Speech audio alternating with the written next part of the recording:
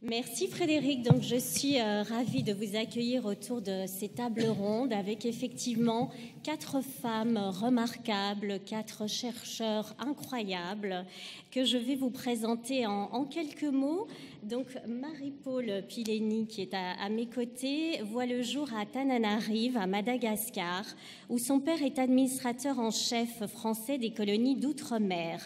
Elle grandit ensuite au Sénégal avant de partir en France, où elle étudie à la maison d'éducation de la Légion d'honneur. Ensuite, elle fait ses études à l'université Pierre et Marie Curie et à l'université Paris-Est Sud. Non. J'ai eu tout un cours là-dessus, oui. Alors, elle a fait un doctorat en chimie et physique, et puis vous me corrigez si je dis des grosses bêtises, parce que vous allez voir, on va apprendre plein de nouveaux termes. Elle dirige le laboratoire structure et réactivité des interfaces, et en l'an 2000, elle crée le laboratoire des matières mésoscopiques et nanométriques. Ça a des mots très poétiques, vous allez voir. Professeure à Atlanta et chercheur, auteur d'articles et conférencière, elle est également professeure à l'université Pierre et Marie Curie et ingénieure au commissariat de l'énergie atomique et des énergies alternatives, plus membre de l'IUF. Alors à mes côtés également, donc Patrizia Patellini Brescio, je le fais avec l'accent, qui naît dans une famille italienne ordinaire, pour reprendre ses propos. Elle grandit dans le bourg d'Émilie-Ramagne. Elle fait des études à la faculté de médecine de Modène et elle se spécialise en hématologie. Elle exerce dans un premier temps comme généraliste avant de s'orienter vers l'oncologie. Elle fait ensuite un stage de biologie moléculaire à Paris qui va lui ouvrir de nouvelles voies. Elle réalise une thèse de doctorat sur l'oncogénèse et ensuite, ses travaux de recherche vont aboutir à une technique qui s'appelle I7. Elle va créer ses propres sociétés qui s'appellent Metagenex et puis Rare Cells pour mieux concrétiser ses recherches. Elle a écrit un livre que vous pourrez trouver ici qui s'appelle « Tuer le cancer » aux éditions Stock, où elle retrace son parcours de combattant pour mettre en place un projet qu'elle a pu réaliser et qui fait qu'aujourd'hui, avec une simple prise de sang, on peut détecter un cancer prématurément. À mes côtés également, Sylvie Méléard, qui est née à Beauvais, en Picardie.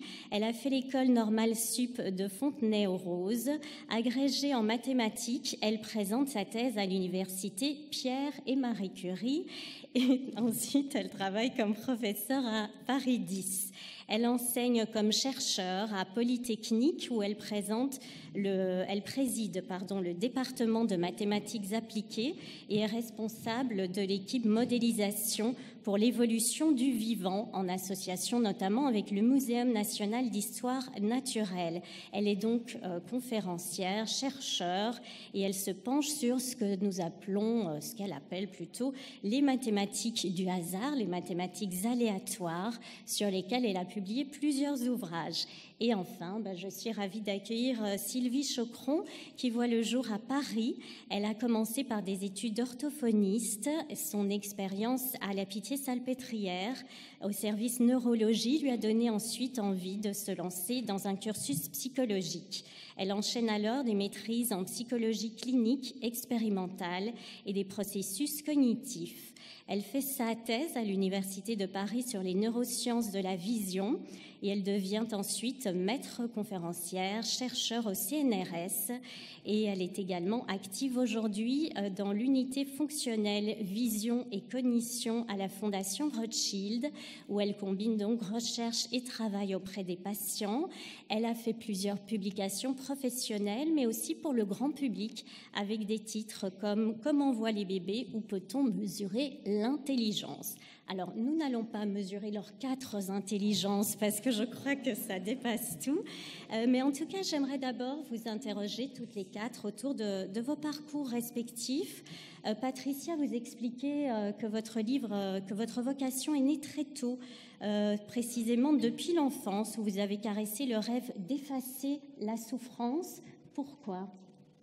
Ah, ça, pourquoi? Je ne sais pas. Je pense que c'est des attitudes un peu innées ou relatives à la personne. Donc, c'est vrai que On est comme ça, et je pense que les événements de la vie peuvent ensuite encourager cette attitude, notamment des maladies qu'on peut voir autour de soi. Mais en tout cas, c'est une caractéristique. Et d'ailleurs, dans le livre, je raconte bien que mon maestro de médecine disait toujours que la caractéristique de médecin est une caractéristique innée. Finalement, c'est un être humain qui souhaite soigner et en tout cas allévier la souffrance d'un autre être humain. Et donc, c'est un parcours qui commence et qui m'a amené effectivement très très vite après les études de médecine à l'université de Modène à entreprendre une voie universitaire, parce que c'était là où je pensais il pouvait y avoir, je pouvais obtenir les enseignements et réaliser les recherches qui m'auraient permis d'essayer d'atteindre mon but.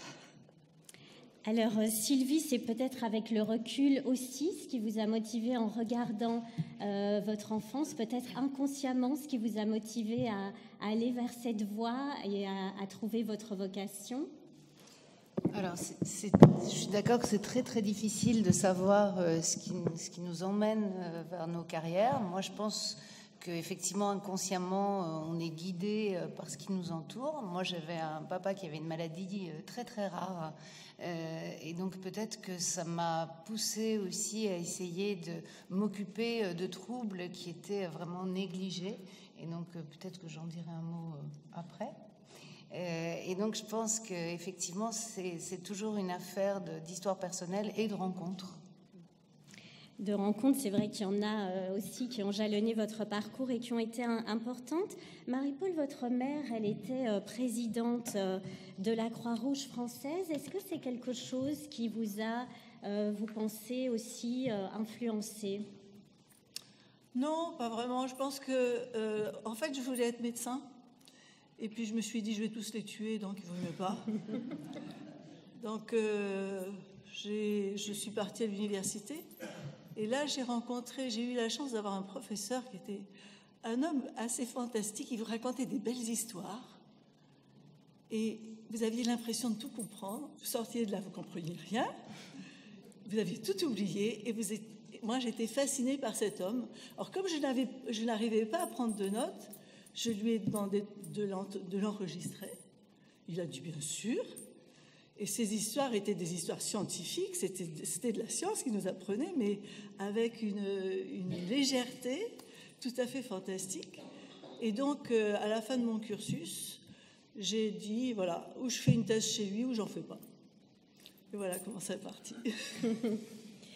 Alors, Sylvie, vos parents étaient professeurs de biologie, et vous, les mathématiques, c'est quelque chose, là aussi, une passion qui est née très très tôt. Vous avez exprimé ce vœu presque dans l'enfance déjà de devenir chercheur en mathématiques. Pourquoi ? Alors pourquoi, je ne sais pas, mais ce qui est sûr, c'est que oui, je pense que je l'ai exprimé très tôt. Mes parents étaient professeurs au lycée, donc c'était quand même... Mais ma famille était très simple et je pense que j'ai même assez choqué les gens autour de moi en affirmant haut et fort à 10 ans que je serais prof d'université en mathématiques et que je voulais faire des mathématiques, mais je pouvais absolument pas imaginer ce que c'était la recherche en mathématiques, mais c'est vrai que ça m'a porté. Et puis cette histoire qui était quand même une histoire familiale presque honteuse pour mes grands-parents et autres, mais moi après je m'étais presque engagée dans cette voie, mais c'est vrai que j'y ai trouvé énormément de plaisir, quoi. Plaisir, c'est même un mot faible. Patricia, vous évoquiez effectivement le maestro, cet homme qui a tellement compté pour vous, là aussi dans votre parcours, comme Marie-Paule, qui lui ressemble un petit peu dans la description. Il y a eu aussi celui que vous nommez le patient zéro, puisque vous avez commencé sur le terrain. Pourquoi est-ce que ces rencontres-là ont été déterminantes dans votre parcours ? C'est déterminant parce que c'est un défi et que ça teste notre motivation. Donc voilà, comme j'expliquais, c'était une très forte pulsion d'essayer de baisser la souffrance.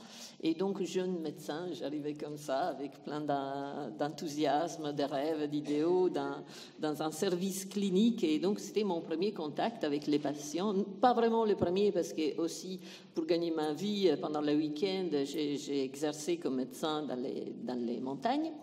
Et donc, j'avais déjà été confrontée avec la maladie et la mort. Mais là, je reçois un patient, et c'était dans la salle dont j'étais responsable, donc c'était sous ma responsabilité, et un patient jeune, clairement en condition physique mauvaise, très pâle, on voit dénourri, et surtout en proie à une angoisse incroyable. Cet homme, il avait peur de mourir, il était terrifié à l'idée d'avoir un cancer, et il m'a transmis, en fait, je ne suis pas arrivée à me protéger, il m'a transmis son angoisse. Et son père venait de mourir il y a quelques mois de cancer du pancréas, et en le voyant, parce que le cancer du pancréas a des signes très, très clairs, hein, la peau jaune, et puis bon, des aspects physiques qui sont assez constants, je me suis dit, mais c'est possible qu'il ait un cancer du pancréas. Et lui, il était terrifié d'avoir un cancer du pancréas. Donc on fait les examens, et effectivement, c'est ça.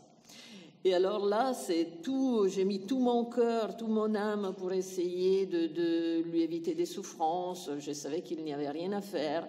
Et l'aspect terrible, c'est qu'à l'époque, il n'y avait pas de guide psychologique. Il n'y avait pas de psychologues dans les hôpitaux. Là, j'étais à l'université de Modène. Et mes supérieurs m'ont dit, bah, écoute, fais comme tu veux, mais fais attention, il n'y a pas de barreaux aux fenêtres.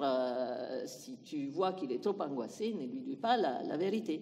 Donc, je lui ai menti pour essayer de le calmer. Et les jours où il est mort, il ne pouvait plus parler. J'étais à côté de lui avec tous les autres médecins, et il m'a regardé avec ses yeux énormes, et ses yeux m'ont dit, tu m'as trahi. Et là, c'était une explosion dans ma vie. J'ai tout quitté, je suis partie, j'ai pris la voiture, je me suis enfuie. Et encore, quand j'écris ces pages, je n'arrivais pas à les écrire tellement je pleurais, tellement c'est quelque chose de terrible dans ma vie. J'ai dû choisir, soit j'abandonnais la médecine, soit je me dédiais en plein avec le but d'essayer de faire de ma vie une possibilité, en tout cas une sorte de volonté pour baisser la souffrance et essayer de diminuer la mortalité par cancer. Donc à partir de ce moment-là, tous mes choix, tous mes moments, toute ma vie, encore maintenant, a une direction précise. Et donc c'est là où je cherchais un bon clinicien, parce que je me suis dit, d'où je pars, je vais chercher un bon médecin qui m'apprenne bien la médecine. C'était mon maestro, et puis la recherche, et puis voilà, et puis toute une vie qui est arrivée derrière. Alors la recherche, c'est aussi votre domaine, Sylvie, et c'est ce qui vous unit évidemment toutes les quatre. Néanmoins, vous avez fait le choix de ne pas être dans la recherche pure, mais d'allier la recherche au travail de terrain en étant constamment au contact des patients. Pourquoi est-ce que l'un nourrit l'autre? Pourquoi est-ce qu'ils sont essentiels? Alors, c'est vrai que j'aurais pu travailler comme chercheur CNRS dans un laboratoire de neurosciences et étudier ce qui est déjà fascinant en soi, le fonctionnement du cerveau à l'état normal, ou même dans des pathologies, mais dans un laboratoire et pas au contact de patients et de leurs familles.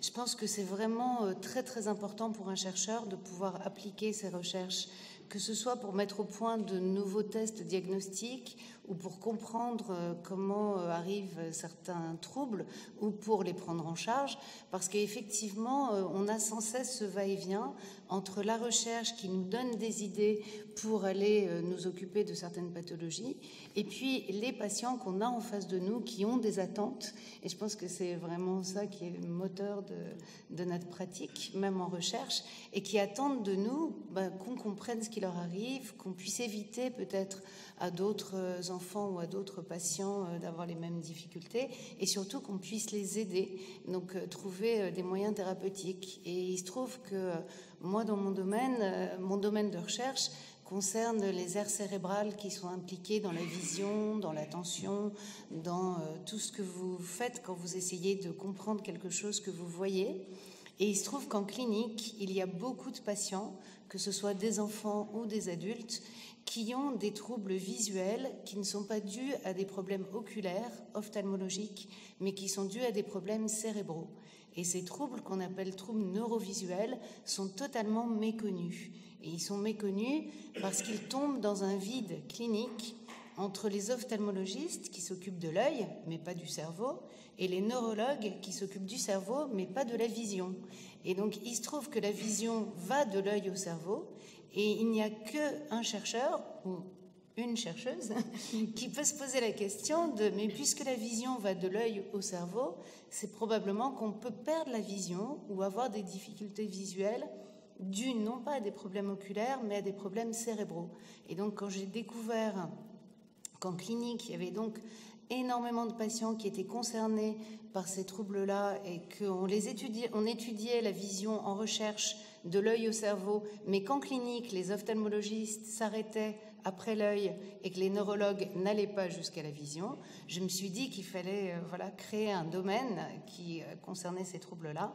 Et j'ai créé, donc après ma thèse, je suis allée à la Fondation ophtalmologique Rothschild, où il y avait 5 services d'ophtalmo, mais pas un seul service qui s'occupait des troubles visuels liés à des lésions cérébrales. Et j'ai dit, donc, toute innocente, voilà, je viens de soutenir ma thèse sur ce domaine-là et j'aimerais bien monter une consultation pour ces patients-là. Et donc là, le chef de service m'a fait confiance. J'ai créé une consultation et c'est devenu un service, un thème. Et 20 ans après, on parle maintenant de troubles neurovisuels, peu à peu. Et donc l'idée a fait son chemin, mais au début, le nom même n'existait pas. Alors, Sylvie, on retrouve chez vous également ce désir de comprendre. C'est véritablement quelque chose qui vous anime dans vos recherches. Et donc, ce qu'on va essayer de comprendre avec vous, c'est ce que vous appelez donc les mathématiques du hasard, les mathématiques aléatoires. Alors, qu'est-ce que c'est et à quoi ça sert? En quoi est-ce que ça nous permet de découvrir l'évolution des espèces? Donc... C'est un cours, là, que tu me demandes. Donc, en fait, les mathématiques du hasard, ce sont les mathématiques qui essayent de quantifier le hasard. Donc, ce sont des mathématiques qui ont émergé sans doute beaucoup plus tardivement que une grande partie des mathématiques qui sont antérieures au 19e siècle. Donc, ce qu'on appelle les probabilités sont essentiellement émergées au 20e siècle. Et c'est sans doute en grande partie dû à la confrontation entre la modélisation du hasard et la spiritualité et les religions, parce que quantifier le hasard, quelque part, c'est quantifier Dieu.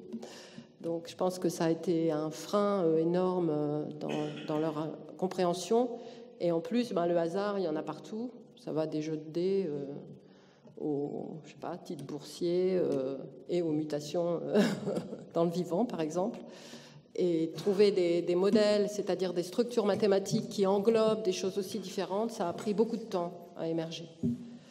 Donc, moi aussi, il y a des histoires de rencontres dans ma vie. Donc, j'ai travaillé avec des physiciens, avec des mathématiciens, et puis il y a eu des rencontres avec des biologistes, et puis plus récemment avec des médecins, et qui m'ont fait me plonger vraiment dans un monde de mathématiques appliquées, et appliquées à essayer de comprendre...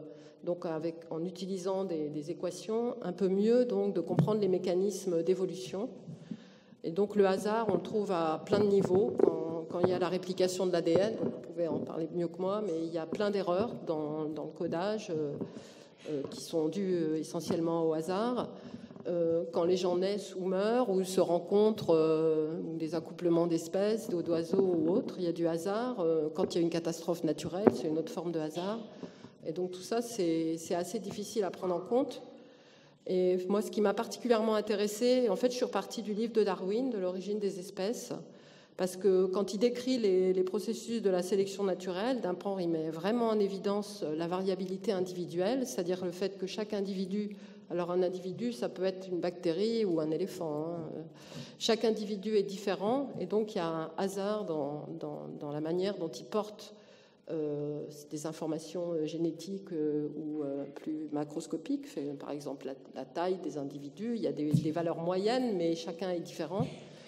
Et en fait, quand il décrit la sélection naturelle, moi j'ai vu un peu des équations autour, et voilà, on est parti comme ça là-dedans, à essayer de modéliser ça. Donc ça a pas mal d'impact à l'heure actuelle, par exemple dans la modélisation des résistances aux antibiotiques, ou pour essayer de comprendre des effets de chimiothérapie, ou comment les mutations arrivent, comment les tumeurs se développent, voilà. Donc c'est le genre de problème sur lequel on peut travailler. C'est un projet à très long terme. Alors Marie-Paule, vous vous êtes spécialisée dans les nanocristaux et leurs assemblages. Alors on peut peut-être brièvement expliquer ce que sont ces nanocristaux, et puis en quoi est-ce que ce champ renferme de grands potentiels, ce champ d'étude? Alors les nanocristaux, ce sont des particules toutes petites qui sont de la taille du nanomètre, donc 10-9 mètres. Et ces nanocristaux ont donc toutes les propriétés physiques des matériaux, se tape n'importe quoi, c'est les atomes de surface qui règlent les propriétés physiques. Or, quand vous avez un élément tout petit, vous avez plein d'atomes en surface et très peu dans le cœur. Donc, si on fait ça, on s'attend à ce que la physique conventionnelle ne soit plus là, qu'on ait tout à revoir, à redéfinir. Donc, moi, j'ai commencé ça il y a quand même pas mal d'années, où à l'époque, le CNRS me disait « vous faites de la zoologie, arrêtez ». J'ai eu la chance d'être... J'étais déjà un peu au CEA, et là, le chef de département m'a dit « Ah, vous risquez gros, mais si vous gagnez, ça peut être très intéressant ». Alors maintenant, tout le monde fait de la nanotechnologie, hein, vous avez entendu ce terme partout, mais à l'époque, personne ne donnait pas grand-chose pour que ça marche. Et donc, ces assemblages, on a pu voir que les propriétés physiques changeaient beaucoup d'un matériau à l'autre, comment le stabiliser. Et ensuite, nous les avons assemblés comme des cristaux. Prenez des oranges sur un étal. Si les oranges ont la même taille, ils s'assemblent de façon compacte.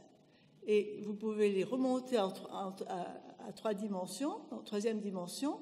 Et là, vous allez avoir des cristaux comme des cristaux atomiques. Et maintenant, les propriétés de ces cristaux-là, ce ne sont plus les propriétés du nanomatériau, ce n'est pas les propriétés du matériau à l'état massif, mais ce sont des propriétés propres à l'assemblage lui-même. Et donc, il y a toute une nouvelle physique, une nouvelle chimie qui émerge quand on considère le nanomatériau tout seul, le nanomatériau assemblé, et tout ça, chacun a sa classe d'existence et au fond, n'a pas grand-chose à voir avec le voisin. Sinon que vraiment récemment, on a vu que ces assemblages gardaient la mémoire de l'entité qui est le nanomatériau. Et ça peut permettre une belle évolution des systèmes.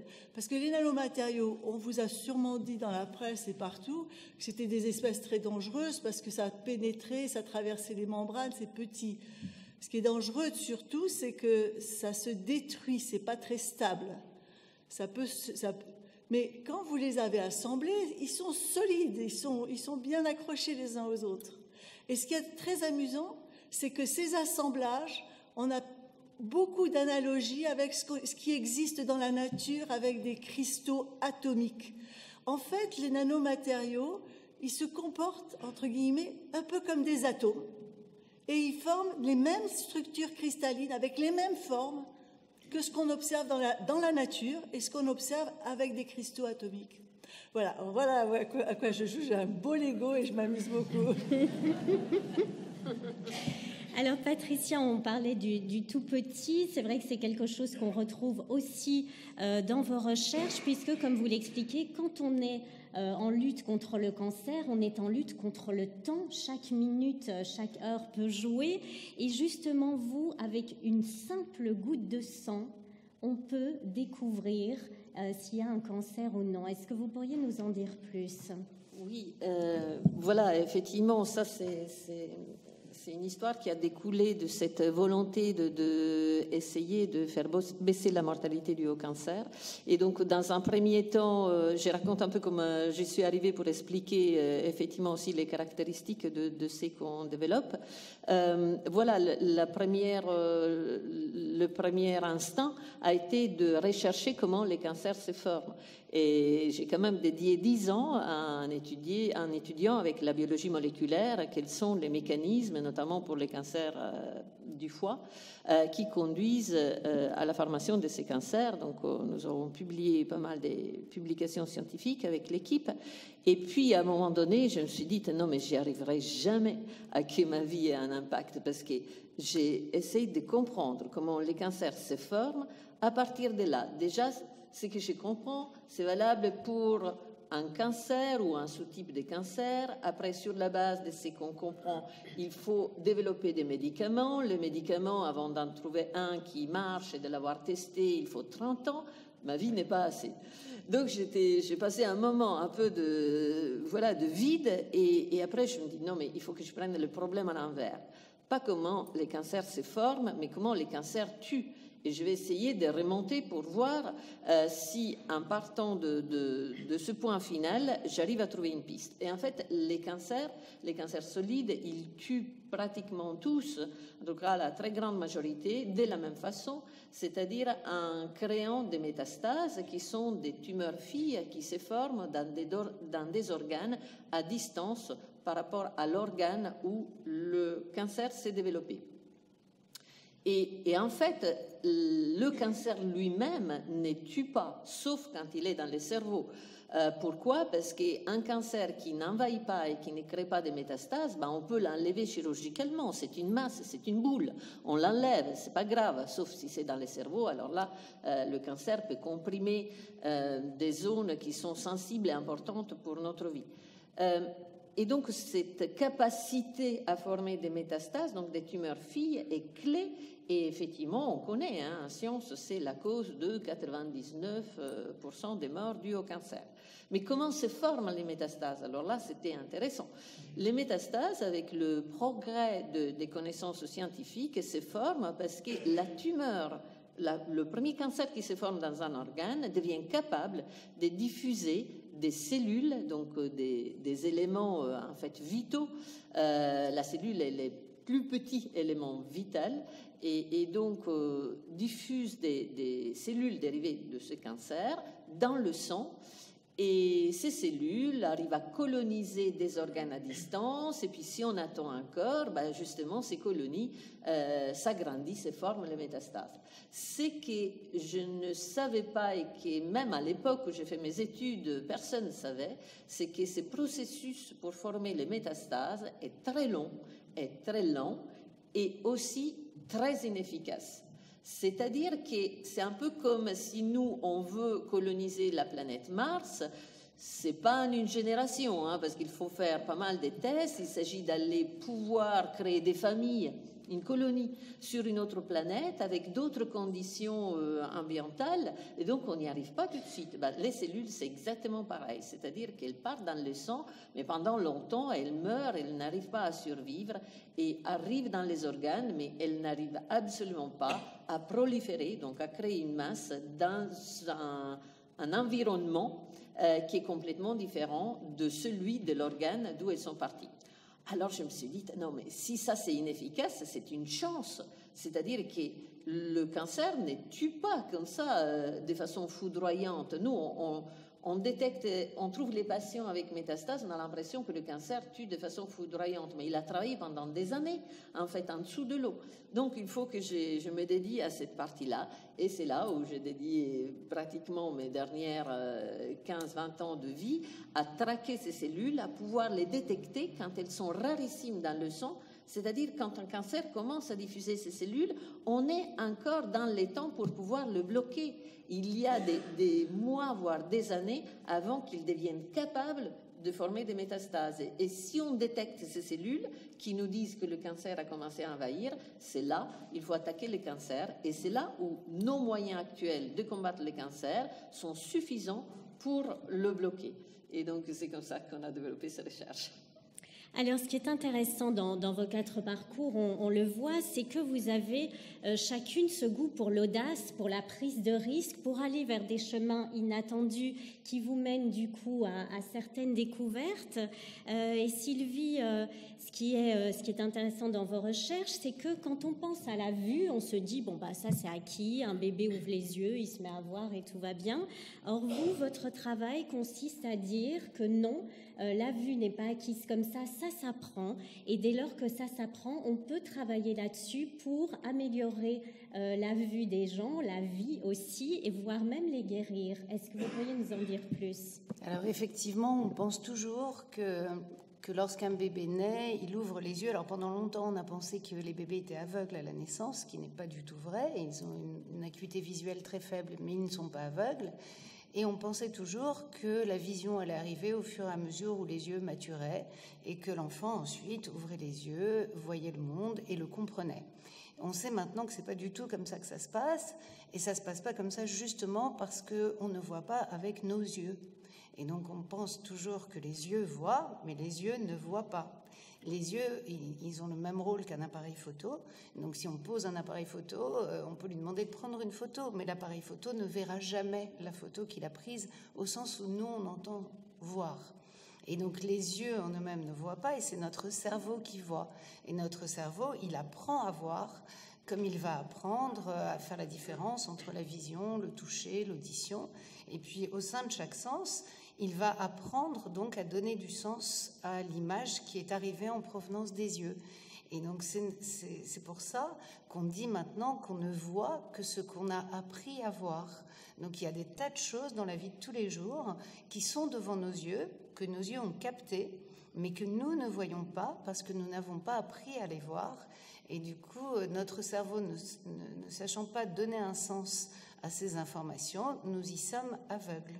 Donc il y a des tas d'exemples, donc je ne peux pas vous montrer parce qu'on n'a pas de projection, mais dans des tableaux ou dans la vie de tous les jours, qui vous prouvent que à chaque instant, vos yeux ont capté des informations que vous n'avez pas pu voir parce que vous n'avez jamais appris à les voir. Et donc, du coup, dans la mesure où on sait maintenant qu'on apprend à voir, alors effectivement, on peut essayer de comprendre comment le cerveau s'y prend pour nous permettre cet apprentissage. Et puis, la grande question qui se pose, et c'est sur ça que je travaille depuis bientôt 20 ans, c'est puisqu'on apprend à voir, alors peut-être qu'on peut réapprendre à voir quand on a perdu la vision. Et donc, on a montré ces dernières années qu'effectivement, si on perd la vision à cause d'un problème non pas oculaire mais cérébral, ou en tout cas sur les voies visuelles, donc après l'œil, et surtout au niveau cérébral, on peut réapprendre à voir à des patients qui auraient, donc j'ai inventé un mot pour ça, désappris à voir du fait de leur lésion. Et donc on peut restaurer la vision de la même façon qu'on apprend à voir. Donc étudier l'apprentissage de la vision chez les enfants d'un point de vue expérimental, avec une approche de chercheur, peut aussi aider à restaurer la vision chez des patients qui auraient perdu la vision. Et en retour, comprendre comment on peut restaurer la vision chez des patients peut aussi permettre de comprendre comment on apprend à voir à l'état normal. Et donc, il y a sans cesse un va-et-vient entre les recherches chez le sujet normal et puis les applications chez le patient, qui ne sont pas que des applications, mais qui sont aussi de nouvelles pistes pour la recherche chez le sujet normal. Alors Sylvie, qui dit nouvelle piste, dit aussi que les mathématiques ont longtemps été cantonnées à un seul domaine. C'est valable pour toute la recherche scientifique, c'est que chacun restait dans sa case, entre guillemets. Vous, on voit que ce qui est important dans votre travail, c'est l'approche pluridisciplinaire. C'est de mélanger, de combiner, de dialoguer, j'ai envie de dire, de faire le pont avec d'autres disciplines. Pourquoi est-ce que c'est essentiel dans votre travail et en quoi est-ce que ça vous permet notamment aussi d'approcher l'écologie, par exemple ? Alors, je pense qu'au départ, quand même, les mathématiques étaient fondamentalement appliquées et pluridisciplinaires, et du reste de tous les grands chercheurs du passé, on a parlé de certains hier, sont à la fois biologistes, mathématiciens, géographes, Donc je pense que c'est vraiment le XXe siècle, et en particulier la seconde moitié du XXe siècle, et en particulier avec l'école française bourbakiste, que les mathématiques se sont peut-être enfermées dans une théorie qu'il était peut-être nécessaire de développer à ce moment-là, mais qui les a rendues assez hermétiques, alors qu'en fait, les mathématiques, c'est un outil pour comprendre le monde et essayer de le quantifier d'une manière ou d'une autre, voire de le prédire, ou au moins de prédire certains phénomènes. Donc, je pense que... Enfin, moi, je suis dans un laboratoire de mathématiques appliquées, donc là, je fais un peu de pub pour dire que les mathématiques, c'est accessible à beaucoup de monde, et elles travaillent avec énormément dans toutes les applications que vous pouvez imaginer. Pour l'écologie, en fait, ce qu'on appelle, la modélisation de l'écologie, ça demande à prendre en compte beaucoup d'interactions. Vous avez sans doute tous entendu parler des mots comme écosystème. L'écosystème, c'est un ensemble de populations qui sont à des tailles très très différentes. Ça peut varier de bactéries à des populations. J'ai parlé d'éléphants tout à l'heure. Ça peut être des groupes de populations. On parle de métapopulations. Et toutes ces espèces interagissent ensemble et interagissent aussi avec le monde environnant, avec leurs ressources. Les ressources peuvent changer, on parle du changement climatique, et donc ce qu'on essaye, c'est d'écrire des équations qui prennent en compte justement toutes ces relations entre les différentes espèces et l'environnement qui les entoure. Donc c'est assez difficile parce que vous voyez, c'est pas les mêmes échelles de taille, de travailler sur des bactéries ou de travailler sur des éléphants. Il y a des échelles de court terme, il y a aussi des échelles de très long terme, dans les changements environnementaux, par exemple. Et donc, ça nécessite des systèmes d'équations assez lourds pour essayer d'anticiper des scénarios écologiques qu'on peut imaginer, qu'on peut attendre. Alors, vous parliez du fait que les mathématiques sont accessibles à tout le monde, mais c'est vrai qu'il y a une vraie... Justement, il y a une vraie question qui nous préoccupe ici, c'est évidemment l'accessibilité des femmes et la présence des femmes dans les domaines scientifiques qui vous concernent.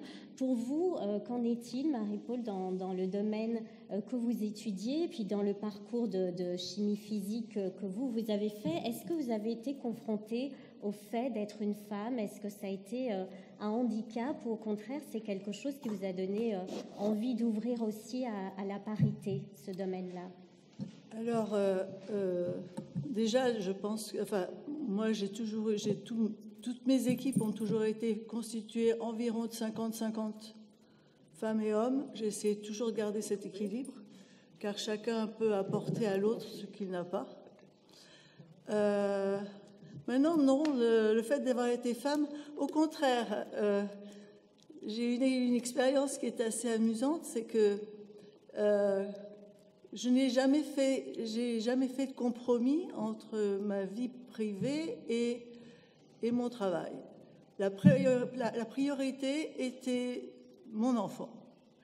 Et dès qu'elle a été assez grande, je l'ai amenée avec moi dans des congrès. Dès que je partais, je la mettais dans mes bagages. J'ai même mis son chien, des fois, dans les bagages.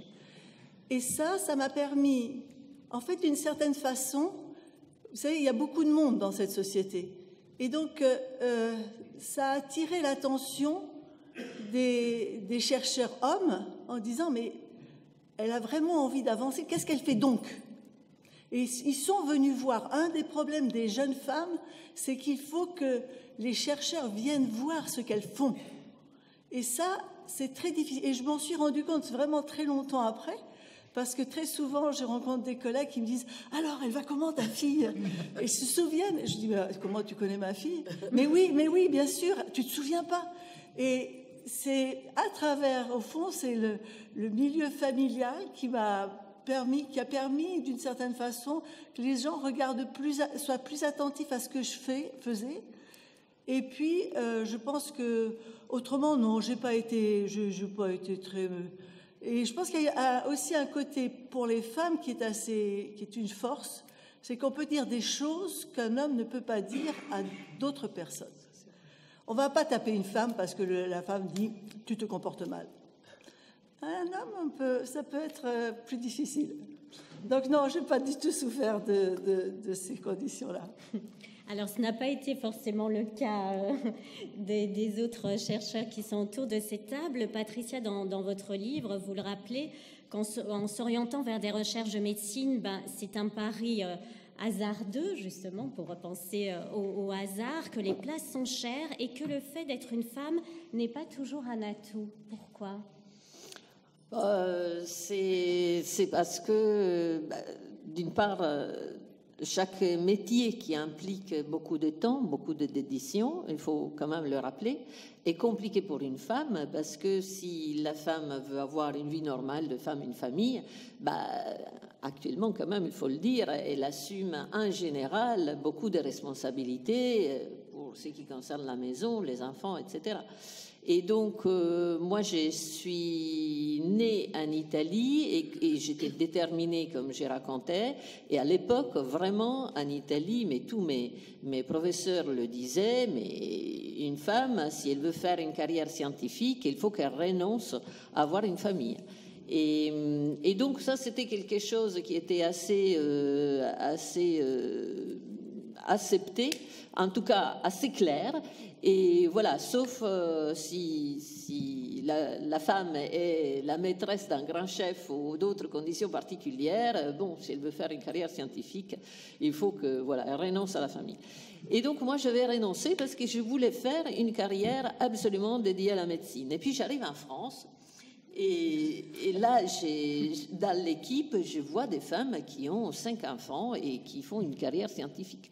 Donc, je demande autour de moi, mais c'est comme ça en France. Et on me répond, écoute, si tu travailles beaucoup, tu peux faire ce que tu veux. Tu publies à l'international, tu fais une carrière difficile, tu t'arranges, tu travailles, et si tu veux avoir des enfants, c'est pas parce que tu as des enfants qu'on t'empêche de faire une carrière scientifique. Simplement, on te demande d'être à niveau, c'est tout.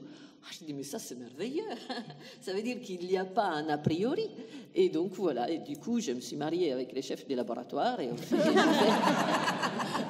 qui m'avait dit ça? Comme ça, ils ne pouvaient pas changer d'avis.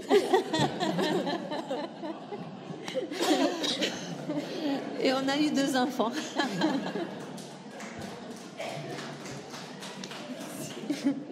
Alors Sylvie, votre parcours est révélateur en la matière aussi, mais en préparant cette rencontre, vous m'avez transmis le bilan société parité du CNRS, qui lui est quand même un petit peu moins optimiste, un petit peu plus réaliste, et qui montre que néanmoins, il y a quand même une grande différence entre les hommes et les femmes dans ces domaines. Donc, qu'est-ce qui vous frappe dans ce rapport-là?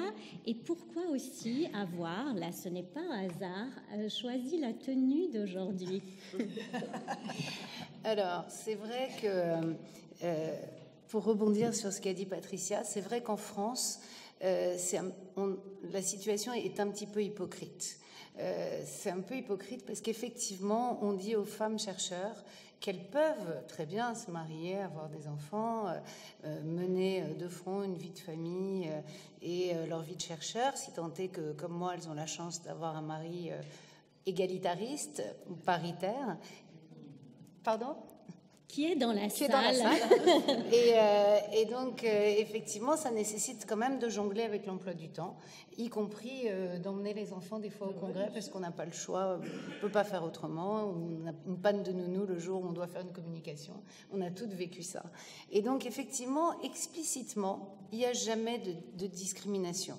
On ne dit pas à une femme, tu ne peux pas soutenir ta thèse, ou tu ne peux pas te présenter au CNRS, ou tu ne peux pas avoir tel ou tel poste parce que tu es une femme. Ça, c'est la part explicite. D'un point de vue implicite, ce n'est pas tout à fait la même chose, parce que moi, il m'est arrivé de vivre des situations où j'étais avec un collègue, italien d'ailleurs, avec qui je travaillais. Et alors vraiment, on avait publié, je ne sais pas, 20, 25 articles ensemble. On avait à peu près la moitié des articles où j'étais premier auteur et l'autre moitié où il était premier auteur. Et puis, je l'ai entendu me présenter à un congrès en disant « Je te présente Sylvie, mon assistante. » Donc ça, c'est des choses auxquelles on ne coupe pas. Alors peut-être plus avec les Italiens qu'avec les Français, je ne sais pas. Ça se passe aussi en France. Le fait est que Donc ces petites choses, implicitement, on sent bien qu'il y a une différence entre les femmes chercheurs et les hommes chercheurs. Et d'ailleurs, si on ouvre le bilan donc social du CNRS, donc le dernier bilan date de 2014, et je l'ai transmis donc à Keren, et là on voit très bien se dessiner au fur et à mesure où on lit les chiffres des femmes aux différents postes.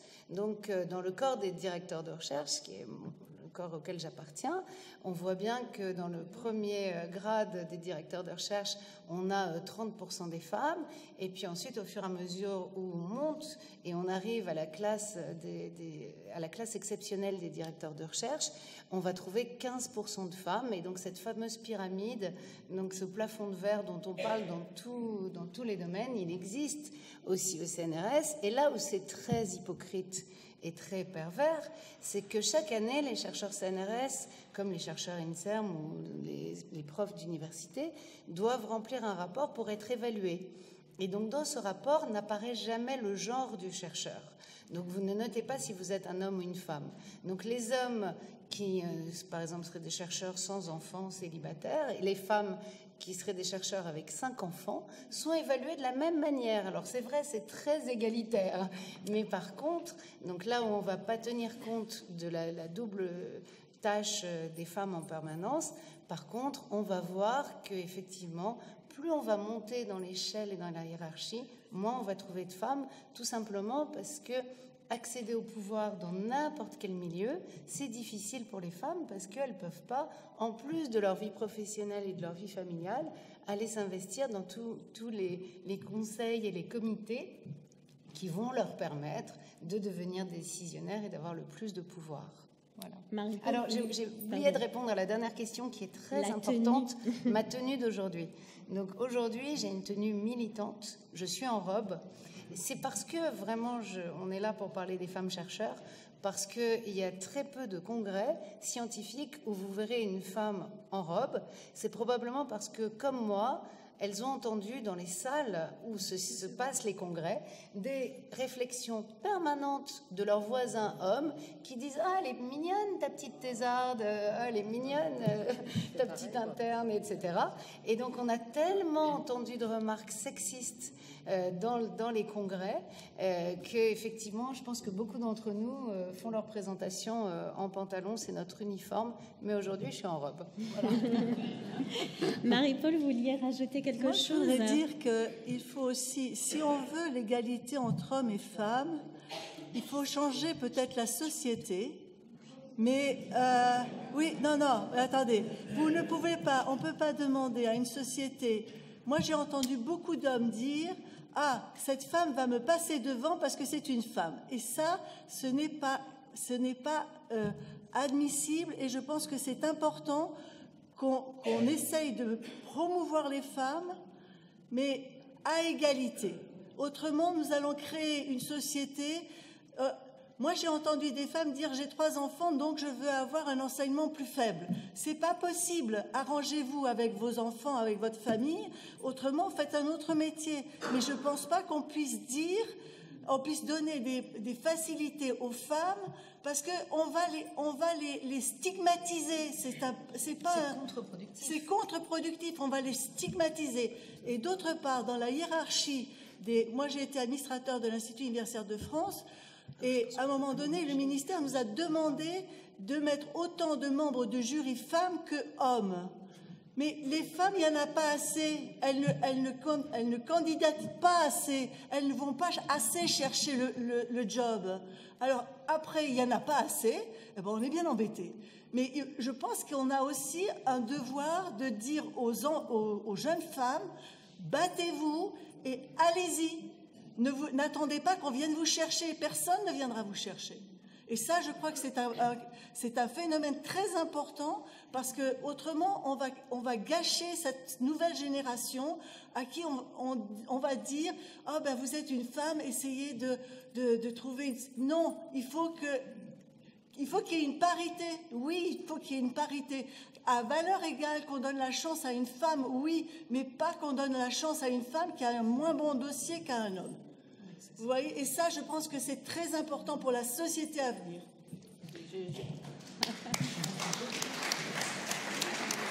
Je voulais dire que je suis complètement d'accord avec cette vision parce que sinon on va créer en fait des situations biaisées où on est obligé de prendre des femmes à qualité inférieure juste parce qu'elles sont femmes et du coup ça se retourne contre les femmes. Mais justement, Marie-Paul a dit la société doit changer. Elle est en train de changer parce que tout ça... Là, je suis pas d'accord.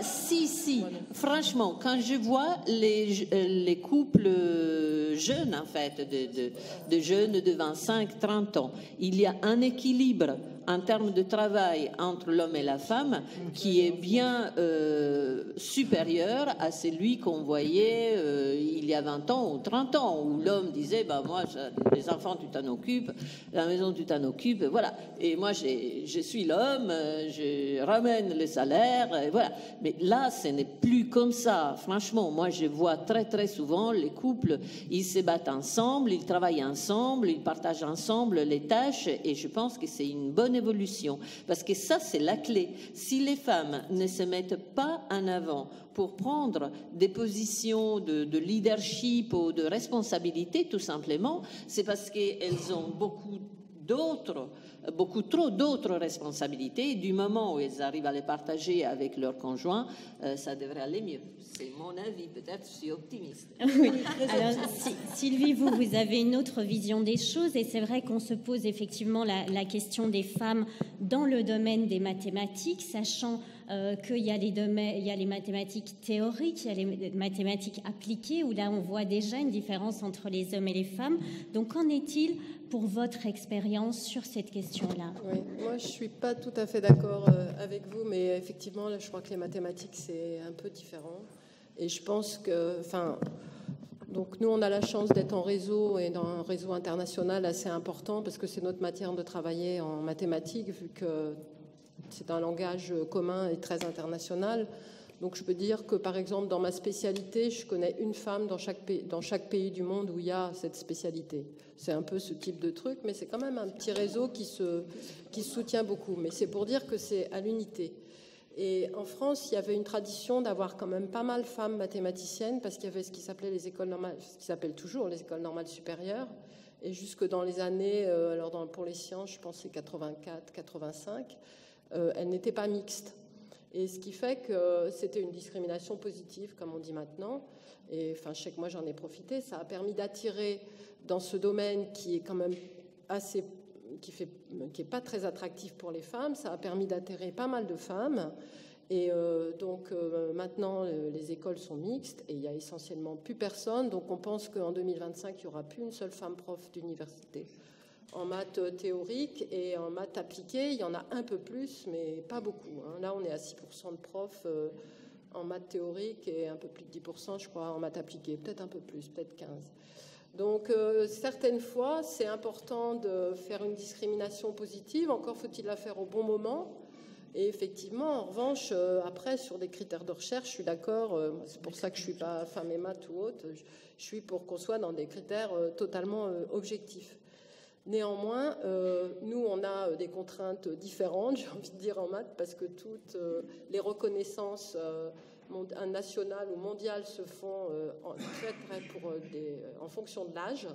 Et justement, on a parlé des prix Nobel. Il n'y a pas de prix Nobel en maths. Et la médaille Fields, c'est 40 ans, moins de 40 ans. Et c'est extrêmement difficile pour une femme qui veut avoir, comme disait Patricia, une vie normale et des enfants, d'avoir en même temps le temps d'arriver à ce niveau-là. Bon, on peut le faire. Donc, il y a eu une médaille Fields en 2014. C'était la première médaille Fields pour une femme.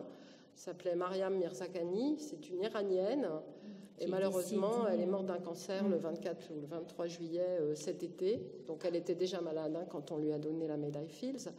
Mais elle vient d'un pays... Bon, j'ai organisé une conférence à Téhéran cet été. C'est un pays où je vais assez souvent parce qu'on me demande d'y aller, parce qu'il y a beaucoup d'étudiantes en maths. Dans l'amphi où j'étais, il y avait 60% de femmes. Je n'avais jamais vu ça de ma vie. En général, dans les conférences, en oratrice, on est une ou deux. Les conférences internationales, et dans l'Assemblée, il y a 10% de femmes, quoi. Donc c'est encore, s'il n'y a pas vraiment quelque chose pour casser certains stéréotypes ou pour casser certaines peurs, mais qui sont inscrite presque dès l'enfance, quoi. Je pense que sans un effort particulier, on y aura de moins en moins de femmes en maths. Alors, Donc, transmettez ça à vos enfants et petits-enfants. En plus, il y a plein de métiers en maths et dites-leur de faire des maths. Ce qui est revenu souvent au cours de ces rencontres, quand on voit les parcours des femmes scientifiques qu'on a abordées durant ces 3 jours, ce qu'on sent, c'est vraiment qu'il y a des caractéristiques féminines qui peuvent parfois aider aussi, expliquer vos parcours. Je pense au courage, par exemple. Marie-Paul, vous évoquiez le fait qu'on vous dise, voilà, c'est de la folie d'aller dans ce domaine-là, c'est de la zoologie, etc. Qu'est-ce qui vous a donné justement le courage et la force de continuer? Ah, ça c'est... En fait, j'ai un parcours un peu bizarre. Je suis partie en Suisse dans un laboratoire d'énergie solaire qui était en pointe. Je suis revenue en France où tout le monde voulait faire de l'énergie solaire. Et moi, je ne voulais absolument pas être l'élève de qui que ce soit. Donc, il fallait que je me trouve une voie à moi. Et ça, c'est la chose la plus difficile pour un chercheur. Se trouver une voie où on ne risque pas de se planter. Et voilà. Et alors, c'est pour l'histoire un peu drôle. J'ai rencontré un Américain lors d'un congrès. Et il était en train de pleurer parce qu'il essayait de faire ça, mais il n'y arrivait pas. Moi, je dis, moi, j'ai des gouttelettes d'eau, je vais le faire avec mes gouttelettes d'eau, ça va marcher. Il m'a regardé un peu comme un chat qui parlait, quoi. Et puis voilà, je suis rentrée, je l'ai fait. Après, il m'a écrit, il m'a dit, vous l'avez fait? Je dis, oui, tiens, voici les résultats. Et là, on est devenus les plus grands compétiteurs du monde. On s'est étripés pendant 20 ans. Alors Patricia, comme vous l'expliquez dans votre livre, votre chemin est semé d'embûches, il est fait aussi d'échecs. Je pense que c'est votre cas à tout. À un moment donné, quand on se lance dans la recherche, on est parfois sur des mauvaises pistes où on doit tomber et apprendre à se relever. Là aussi, comment est-ce que vous trouvez cette force de persévérer malgré tout pour arriver à votre but? Je pense que c'est commun à nous toutes, je pense, c'est la passion, en fait. Sans passion, on n'arrive pas. En fait, c'est la passion qui guide et qui donne la force. Pour moi, c'était évidemment la passion, et ce que j'écris aussi, c'est les yeux des patients que j'ai vu mourir. Et ça reste dedans, et ça donne une force incroyable. Et on s'est dit, non, ils sont pas morts pour rien, leurs yeux m'ont donné la force d'avancer, et donc à chaque difficulté, on baisse pas les bras et on continue à se battre. Donc je pense que ça c'est commun. Après, je crois pour les femmes, c'est aussi ce qui est caractéristique, c'est le fait de ne pas penser par stéréotype. Quand on pense par stéréotype, on avance, on va nulle part. Il faut penser avec sa tête, tout, sa propre vie, sa propre famille, son propre travail, sa propre recherche, essayer de créer comme ça sa propre vie, parce que sinon on ne peut pas arriver où on voudrait arriver, en tout cas essayer de faire avec sa propre vie ce qu'on voudrait faire. Et puis le dernier point, c'est que oui, j'ai eu aussi des rencontres, j'ai eu aussi, je raconte dans le livre, c'est parce que ça m'a fait penser ce que disait Sylvie, un collègue qui évidemment essayait de bloquer les résultats que j'avais, qui étaient des bons résultats, et qui avait séduit ma technicienne pour lui prendre toutes les méthodes, a mis de l'acide chlorhydrique dans nos tubes, donc aucune réaction marchait et tout ça. Mais bon, finalement, je crois qu'il ne faut pas tomber dans l'handicap. Je suis une femme et donc tout le monde m'empêche d'avancer. Ça, il faut l'enlever de la tête. Je ne suis pas une femme, je suis quelqu'un qui veut arriver, point, c'est tout. Et puis voilà. Comme quoi, on a appris que Dallas, c'était pas seulement à la télé, mais aussi dans les milieux scientifiques. En tout cas, c'est une très belle conclusion. Je vous remercie vraiment à toutes les quatre, parce que je sais que vous avez des emplois du temps incroyables. Donc, c'était fabuleux de vous réunir aujourd'hui.